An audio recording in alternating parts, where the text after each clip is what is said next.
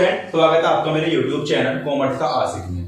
तो स्टूडेंट, आज हम पढ़ने वाले हैं एडजस्टमेंट ऑफ फाइनल अकाउंट्स। जैसे कि हमने कल वाली वीडियो में देखा था कि फाइनल अकाउंट्स क्या होता है और उसका हमने फॉर्मेट सीखा था। तो दोस्तों, आज हम पढ़ने वाले हैं उनकी समायोजनाएं, मतलब उन क्वेश्चनों में होने वाली यूज समायोजनाएं। दोस्तों, सबसे पहली समायोजना होती है हमारी क्लोजिंग स्टॉक। सबसे पहली बात तो ये कि क्लोजिंग स्टॉक होता क्या है।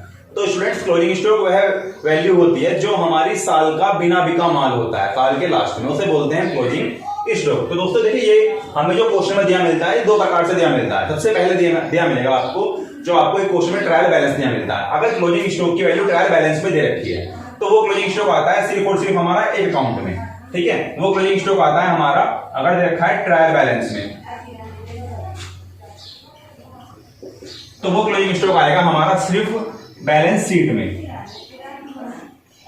बैलेंस शीट में। ठीक है दोस्तों, और वो भी किस साइड आएगा, वो आएगा हमारा एसेट साइड। क्लोजिंग स्टॉक हमारा एसेट साइड ही आता है। ठीक है, अब आया दूसरा, अगर क्लोजिंग स्टॉक दे रखा है हमें हमारी एडजस्टमेंट, मतलब जो क्वेश्चन के नीचे हमें समायोजनाएं दी होती हैं, तो वो वाला क्लोजिंग स्टॉक आता है हमारा दोस्तों दो अकाउंट्स में। एक तो आता है हमारा ट्रेडिंग अकाउंट में और दूसरा आता है दोस्तों बैलेंस शीट में, जैसे कि हमने अभी आपको दिखाया है। तो बैलेंस शीट में तो आएगा हमारा एसेट्स की साइड ही, जो क्लोजिंग स्टॉक जो हमारा क्लोजिंग स्टॉक जो ट्रेडिंग अकाउंट्स में आता है, ट्रेडिंग अकाउंट्स में आएगा ये हमारा क्रेडिट साइड। ठीक है दोस्तों, तो अब दूसरी जो एडजस्टमेंट है वो है दोस्तों हमारी आउटस्टैंडिंग एक्सपेंस, जो कि हमारी मोस्ट इंपोर्टेंट एडजस्टमेंट है भी हमारी। आउटस्टैंडिंग एडजस्टमेंट क्या होती है? आउटस्टैंडिंग एडजस्टमेंट को बोलते हैं हम एदत व्यय, मतलब हमारे साल में दिए गए वो व्यय जो अभी तक हमने कर तो लिए हैं लेकिन उनका भुगतान हमने नहीं करा है, उनको बोलते हैं हम एदत व्यय। ठीक है दोस्तों, तो एदत व्यय हमारे समझ में आ गया। तो एदत व्यय जो दिए होते हैं हम नीचे समायोजनाओं में दिए मिलते हैं। तो उन एदत व्यय का दोस्तों हम दो प्रकार से समायोजना करते हैं। जैसे कि हम सबसे पहले इनमें क्या होता है, जैसे हमें एडजस्टमेंट में दे रखा है कि हमें कोई भी एक्सपेंस 100 रुपए हमारा आउटस्टैंडिंग है, यानी एदत है। तो दोस्तों जैसे अगर हमारा एदत है, ये है वेजिस, तो हम इसको ये आएगा कहां पर, सबसे पहले देखना है जो हमारा ये एदत व्यय है ये किस टाइप का है, इनडायरेक्ट है या डायरेक्ट है। अगर हमारा इनडायरेक्ट यानी अप्रत्यक्ष या डायरेक्ट, अगर प्रत्यक्ष है तो आएगा हमारा ट्रेडिंग अकाउंट्स में। ठीक है, अगर हमारा अप्रत्यक्ष है तो आएगा हमारा प्रॉफिट एंड लॉस अकाउंट्स में। और दोस्तों सबसे मोस्ट इंपोर्टेंट बात कि जितनी भी समायोजनाएं होती हैं वो कम से कम दो अकाउंट्स में आती है। ठीक है दोस्तों, तो हम सीख रहे हैं आउटस्टैंडिंग एडजस्टमेंट। तो सबसे पहले हमें देखना है कि जो खर्चा है यानी एक्सपेंस है वो किस प्रकार का है, डायरेक्ट है इनडायरेक्ट है। अब हमें पता लग गया वो खर्चा हमारा डायरेक्ट है, तो ये जो एडजस्टमेंट है ये आएगी हमारी ट्रेडिंग अकाउंट्स में। कैसे? खर्चे से जो जिस भी खर्चे से संबंधित है उस खर्चे में हम जोड़ देंगे, ट्रेडिंग अकाउंट्स में आता है। जैसे हमारा आपको पता होगा वेजेस, तो सपोज करो वेजेस हमारा 100 रुपए है और हमारा 100 ही रुपए आउटस्टैंडिंग है, तो हम इसको यहाँ पर 100 रुपए ऐड करके इस प्रकार से हम उस अकाउंट में भाड़ा दिखा देंगे। ठीक है दोस्तों, तो ये हो गया हमारा एडजस्टमेंट ऑफ आउटस्टैंडिंग एक्सपेंस। ठीक है दोस्तों, पहले अकाउंट्स में तो हमारी आ गई। अब देखते हैं दूसरे अकाउंट्स में कहां पर आएगी। तो दूसरे अकाउंट्स में आती है दोस्तों बैलेंस शीट में। दूसरे अकाउंट्स में आएगी आपकी ये बैलेंस शीट में। बैलेंस शीट में देखिए एक्सपेंस दोस्तों हमारा आउटस्टैंडिंग है। आउटस्टैंडिंग का मतलब ये लायबिलिटी है, और जितनी भी लायबिलिटी होती है ना, आउटस्टैंडिंग हो या लायबिलिटी हो, वो बैलेंस शीट के सभी होती है। बैलेंस शीट की आएंगी हमारी लायबिलिटी साइड। ठीक है दोस्तों, तो मैं ये दोनों एडजस्टमेंट आप सभी के समझ में आ गई होंगी। ठीक है दोस्तों, तो मैं इनको रख कर देता हूं, आप इन सभी का एक बार स्क्रीनशॉट ले लीजिएगा, क्योंकि उसके बाद में एक एडजस्टमेंट आपको समझाऊंगा और उसके बाद रख करता चलूंगा। ठीक है,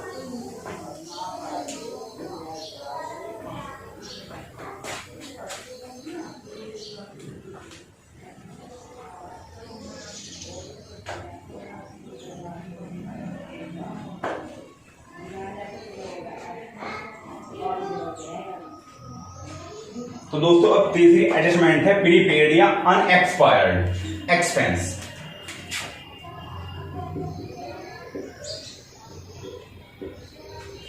प्रीपेड या अनएक्सपायर्ड एक्सपेंस या इनकम दोनों हो सकती।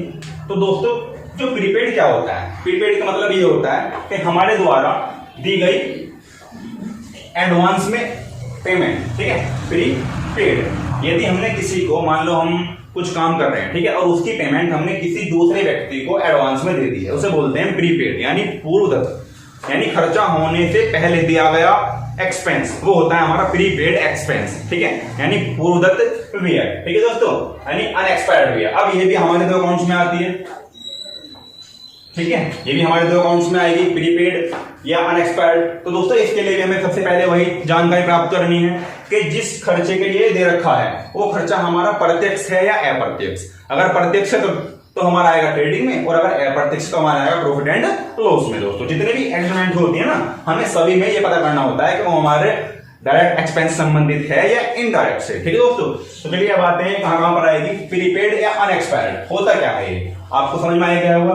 तो देखिए इसकी जो एग्जांपल है, इसका एग्जांपल देखिए आप, जो हमारी फाइनेंशियल ईयर है वो हम क्लोज कर रहे हैं 31 मार्च को। ठीक है, 31 मार्च को हम क्लोज कर रहे हैं। अब हमें ये दे रखी है नीचे कि इंश्योरेंस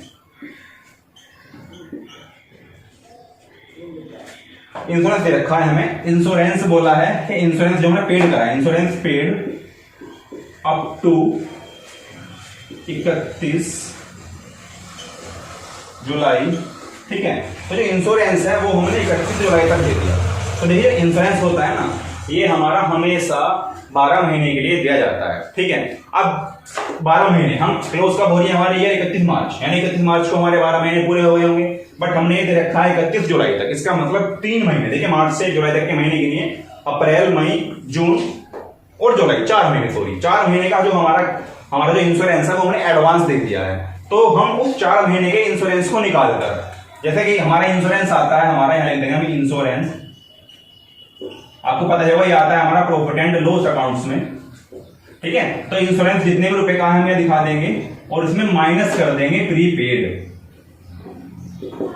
जितने भी प्रीपेड एक्सपेंस होते हैं वो संबंधित खर्चे में माइनस होते हैं। ठीक है, तो माइनस करेंगे, माइनस कर दिया हमने 100 रुपए, तो हमारा बचा 900 रुपए, ये दिखा देंगे हम बाहर। ठीक है, इस टाइप से। ठीक है दोस्तों, तो ये हो गया हमारा प्रीपेड इंश्योरेंस या प्रीपेड कोई भी खर्चा हो, जैसे कि भवन का किराया है, हमने 1 महीने का ज्यादा दे दिया, तो जितना हमने ज्यादा दिया है ना उसको हम रेंट में से माइनस कर देंगे और प्रॉफिट एंड लॉस में दिखा देंगे। ठीक है, अब एक्सपेंस है तो सिंपल सी बात है वो डेबिट में ही आएंगे, तो प्रॉफिट एंड लॉस के डेबिट साइड आ गए हमारे। अब आई बैलेंस शीट, अब आएंगे दूसरी तरफ आएंगे बैलेंस शीट में। ठीक है, बैलेंस शीट में आएंगे, बैलेंस शीट में कहां पर आएंगे, बैलेंस शीट में देखिए प्रीपेड यानी हमने एडवांस दे दिया, और जो भी हम किसी को एडवांस देते हैं ना वो हमारी एसेट्स होती है। क्यों?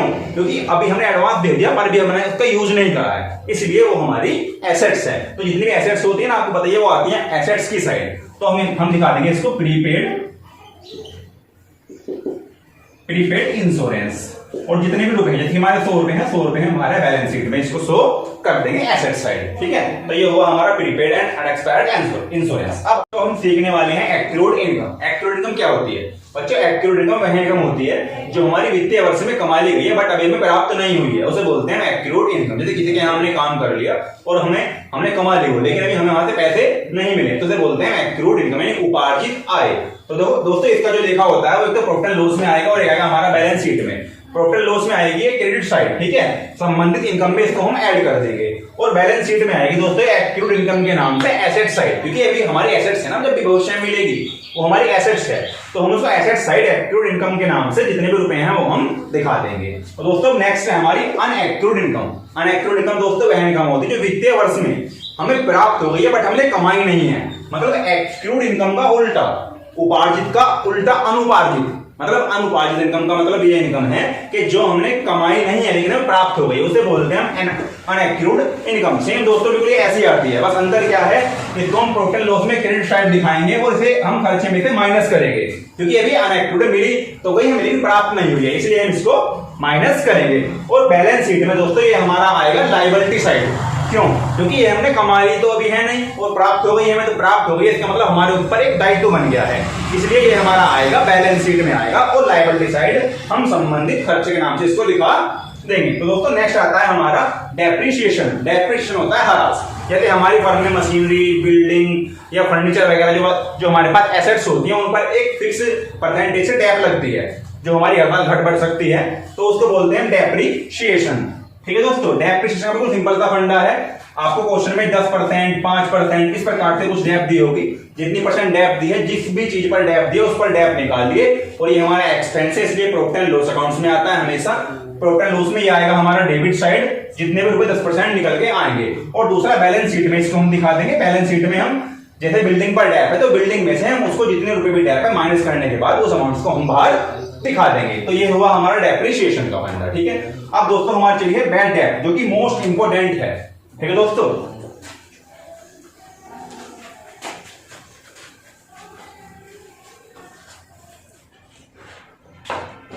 दोस्तों अब हमारी बैड डेब्ट। बैड डेब्ट का मतलब क्या होता है? देखो बैड डेब्ट क्या होता है? बैड डेब्ट होता है मतलब बुरे देनदार। सबसे पहली बात तो ये किस पर निकलती है दोस्तों? ये निकलती है हमारे डेटरों पर।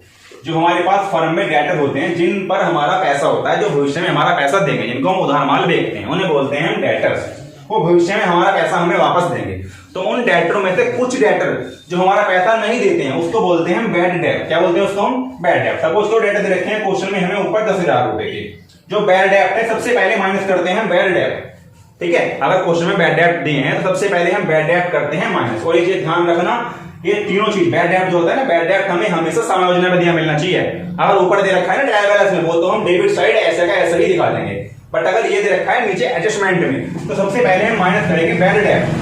ये दोस्तों जैसे बैड डेब्ट है हमारा 1,000 रुपए, सबसे पहले माइनस करेंगे हम बैड डेब्ट, तो दोस्तों हमारा बचेगा 9,000। ठीक है, 9,000। उसके बाद बनता है हमारा प्रोविजन फॉर बैड डेब्ट। अब ये प्रोविजन फॉर बैड डेब्ट क्या होता है? असोध्य ऋणों के लिए संचय। असोध्य ऋणों के लिए संचय से मतलब ये है कि कुछ डेटरों पर हमें डाउट होता है, मतलब शक होता है कि ये पैसा हमारा दे भी सकते हैं और या नहीं भी दे सकते, तो उनके लिए एक हम संचय बना लेते हैं जिसका नाम होता है प्रोविजन फॉर बैड डेब्ट। ये आपका 10%, 5%, कितना भी परसेंटेज जो भी आपको क्वेश्चन में दिया हो सकता है। तो जितने परसेंट आपको दिया है वो परसेंटेज निकाल लेंगे आप इस बची हुई वैल्यू पर। अगर आपको बैड डेब्ट दे रखे हैं तो पहले आप बैड डेब्ट माइनस करेंगे। माइनस करने के बाद जो अमाउंट बचती है उस पर इसका 10% निकालेंगे। अगर मैं 10% निकालता हूं तो दोस्तों इसका निकल के आएगा 900। ठीक है, इसको बोलेंगे प्रोविजन फॉर बैड डेब्ट। इसके नाम से इसको माइनस कर देंगे। अब बचा हमारा 8,100 रुपए। ठीक है दोस्तों, तो ये वाली अचीवमेंट हमारी हो गई। सबसे पहले हम बैड डेब्ट माइनस करेंगे, उसके बाद जो बचे हुए अमाउंट है उस पर निकालेंगे प्रोविजन फॉर बैड डेब्ट। 10%, 5%, जो भी क्वेश्चन में दिया हो उतने परसेंट आप निकालकर यहां से दिखा सकते हैं। तो नेक्स्ट आता है हमारा डिस्काउंट ऑन डेटर। अब क्या होता है, कभी कभी हम क्या करते हैं, डेटर को डिस्काउंट भी देते हैं कि अगर आप हमारा पैसा जल्दी दे देंगे तो हम आपको इतने % डिस्काउंट देंगे।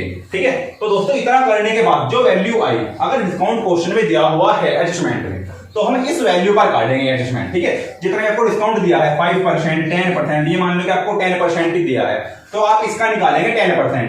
अब मैं फिर से 10% निकालता हूं तो फिर अब इसका आएगा 810 रुपए। ठीक है दोस्तों, डिस्काउंट ऑन डेटर। तो यह हमारा, इसको माइनस कर देंगे हम 0, यहां 10, 9 बचा 2, और ये हमारा बचेगा दोस्तों 7290 रुपए। ठीक है, इस अमाउंट को हम दिखाएंगे अपने कहां पर? इस अमाउंट को दिखाएंगे हम बैलेंस शीट में एसेट साइड। ठीक है, और जो हमारे बैड डेब्ट है, जैसे कि बैड डेब्ट हुआ 1000 रुपए, और ये प्रोविजन फॉर बैड डेब्ट हुआ 900 रुपए, और डिस्काउंट ऑन डेटर 800 रुपए, ये अलग अलग हम तीनों अमाउंट्स इनको दिखाएंगे हम प्रॉफिट एंड लॉस अकाउंट में डेबिट साइड। देखो ये जिनको मैं रेड में सर्कल कर रहा हूं, ये और ये दोनों, और ये देखिए, ये तीनों अमाउंट हम अलग अलग नाम से, कि बैड डेब्ट के नाम से 1000 रुपए दिखाएंगे, फिर दिखाएंगे हम नेक्स्ट प्रोविजन फॉर बैड डेब्ट 900 रुपए, फिर दिखाएंगे हम डिस्काउंट ऑन डेटर, वो हम 810 रुपए। अगर तीनों चीज है, कंपलसरी नहीं है आपको एक एक क्वेश्चन में तीनों चीज दी मिलेगी, तो जो भी चीज दे रखे हैं हम उसको ऐसे से दिखा देंगे। ठीक है दोस्तों, ये बहुत ही इंपॉर्टेंट एडजस्टमेंट है, तो इसको ध्यान से समझ लीजिएगा। ठीक है, एक बार मैं दोबारा रिपीट कर रहा हूं कि अगर क्वेश्चन में दिया हुआ है बैड डेब्ट, सबसे पहले हम डेटर के अमाउंट में से माइनस करते हैं बैड डेब्ट, जो निकल के वैल्यू आएगी उस पे निकालते हैं। अगर क्वेश्चन में दिया हुआ है प्रोविजन फॉर बैड डेब्ट, जितने % भी दिया उतने % काटेंगे, माइनस करके हम दिखाएंगे ये। ठीक है, अगर उसके बाद हमें क्वेश्चन में दे रखा है interest on discount on debtor, अगर डिस्काउंट ऑन डेटर दिया है उसके बाद क्या करेंगे हम, जो बची हुई वैल्यू है उस पर हम डिस्काउंट ऑन डेटर निकाल देंगे जितने भी रुपए हैं, और उसके हम बाहर दिखा देंगे माइनस करने के बाद। और जो जितने भी रुपए आते हैं इन रुपयों को दिखाएंगे हम अपने प्रॉफिट एंड लॉस अकाउंट में डेबिट साइड। ठीक है, तो ये हमारी एडजस्टमेंट भी हमारी कंप्लीट हो गई। अब हम पढ़ने जा रहे हैं इंटरेस्ट ऑन कैपिटल। ठीक है, इंटरेस्ट ऑन कैपिटल मतलब पूंजी पर ब्याज। ठीक है, ये हमें क्वेश्चन की एडजस्टमेंट में बिल्कुल क्लियरली दिया मिलता है कि पूंजी पर आपको इतने % ब्याज देना है। ठीक है स्टूडेंट, जितना भी आपको ब्याज देना है उतना % आप क्वेश्चन में कैपिटल दी मिलेगी, उस कैपिटल पर आप उतने % ब्याज निकाल दीजिए। जो भी अमाउंट निकल के आएगी उसको सबसे पहले दिखाएंगे प्रॉफिट एंड लॉस अकाउंट में डेबिट साइड, क्योंकि ये हमारा एक्सपेंस है, हमें पूंजी पर ब्याज देना पड़ रहा है। ठीक है, और फिर हमारा बैलेंस शीट में आएगा, हम इसको कैपिटल में जोड़कर बाहर दिखा देंगे। ठीक है, ये इसका समायोजन होता है। एक बार दोबारा समझ लीजिए, जो इंटरेस्ट ऑन कैपिटल होता है हमारा, जैसे कि 10% है, हमारी जो कैपिटल दे रखी है 1 लाख रुपए, इस पर हम 10% निकालेंगे, 10,000 आ गया। तो ये 10,000 दिखाएंगे प्रॉफिट एंड लॉस अकाउंट में डेबिट साइड, ठीक है ना। उसके बाद हम इसको बैलेंस शीट में कैपिटल में ऐड करके बाहर दिखा देंगे कैपिटल की अमाउंट 1,10,000 रुपए। ये होता है हमारा इंटरेस्ट ऑन कैपिटल यानी पूंजी पर ब्याज। तो अब शुरू होता है हमारा interest on drawing. Interest on drawing क्या होता है? ड्रॉइंग वह वैल्यू होती है जो किसी फर्म के मालिक द्वारा अपने पर्सनल यूज के लिए निकाल लिया जाता है। पैसे निकाल लिए या माल निकाल लिया, कुछ भी, ठीक है, उसे बोलते हैं हम ड्रॉइंग, ठीक है। तो ड्रॉइंग पर भी हमें ब्याज मिलता है। इंटरेस्ट ऑन कैपिटल तो हम देते हैं यानी पूंजी पर ब्याज को हम देते हैं और ड्रॉइंग पर ब्याज हमें मिलता है। वो मिल रहा है इसीलिए वो हमारे लिए इनकम है, ठीक है। सेम कंडीशन, जितने परसेंट पे आपको देखा होगा उतने परसेंट ऊपर आपको ड्रॉइंग दी मिलेगी। उस ड्रॉइंग पर निकालिए और निकालने के बाद आप प्रॉफिट एंड लॉस अकाउंट में दिखाइएगा credit side interest on drawing के नाम से, ये हमारी इनकम है।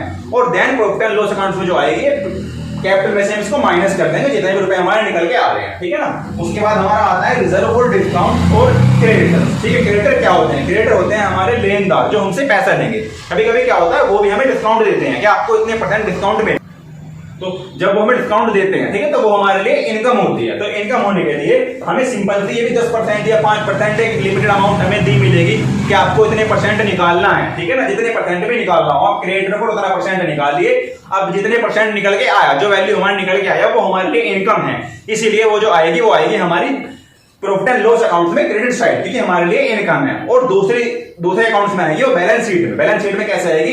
बैलेंस शीट में हम इसको लायबिलिटी साइड, क्योंकि हमारे क्रेडिटर लेनदार यानी कर्जदार हैं हमारे, तो वो हमारे लायबिलिटी साइड आएंगे। तो हम लायबिलिटी साइड इसमें से 10,000 रुपए 5,000 रुपए जो भी निकल के आएगा उसको माइनस करके बाहर क्रेडिटर के अमाउंट दिखा देंगे। तो दोस्तों स्टूडेंट हमारी फाइनल अकाउंट्स की समायोजनाएं कंप्लीट हो चुकी हैं। स्टूडेंट जो हमारी जो मेन समायोजनाएं वो अभी मैंने आपको समझाई है, जो कि समायोजनाएं हमारी प्रत्येक क्वेश्चन में सभी क्वेश्चन में दी मिलती हैं, ठीक है। तो दोस्तों अगर आप इन समायोजनाओं में किसी समायोजनाओं को अच्छे से नहीं समझ पाते हैं तो आप मेरे नंबर पर कॉल कर सकते हैं मुझे, या मेरे व्हाट्सएप नंबर पर जो भी आपकी प्रॉब्लम है उसको आप मुझे लिखकर सेंड कर सकते हैं। तो दोस्तों अगर ये आपको वीडियो अच्छी लगी हो तो आप मेरी इस वीडियो को सब्सक्राइब करें और इसको शेयर करें और लाइक करें ताकि और बच्चों को भी इसका फायदा हो सके।